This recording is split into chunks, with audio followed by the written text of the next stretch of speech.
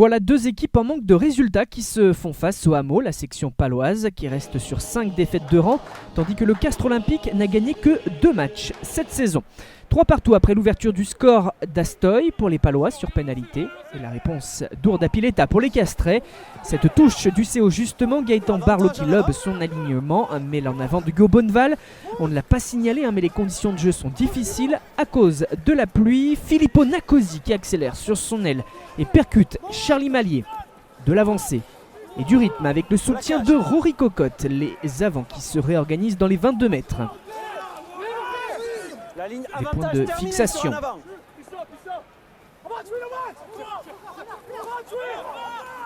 On enchaîne avec ce jeu à une passe. Là c'est Antoine Tichit qui est refoulé après Wilfried Houkpatin. Adria Kokadji cette fois.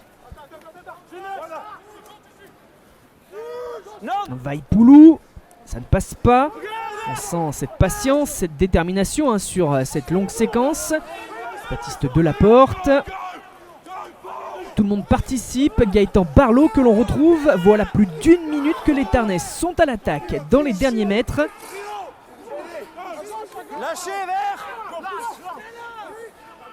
Ce ballon disponible. Et qui revient vers Thomas Combezou. Contact, demi-tour et le ballon aplati pour le premier essai de la partie. La mêlée cette fois comme rampe de lancement. C'est introduit pour Castres par Cocotte et relevé par Vaipoulou. Les Palois mettent beaucoup de pression dans les épreuves de force. Toujours cette vitesse dans les libérations pour enchaîner sous les poteaux. On retrouve ce type d'action très longue avec des charges près de la ligne. Erino Pieterse qui trouve la faille pour marquer son premier essai en top 14. Le Sud-Africain permet au CO de faire le break car après la transformation d'Urdapilleta, cela va faire 17-13 pour les Tarnais qui sont très réalistes, qui scorent sur leurs rares opportunités. On revoit la finition. Et la mi-temps donc pour bousculer au Hameau après une entame de match difficile. Un mal depuis le début de saison.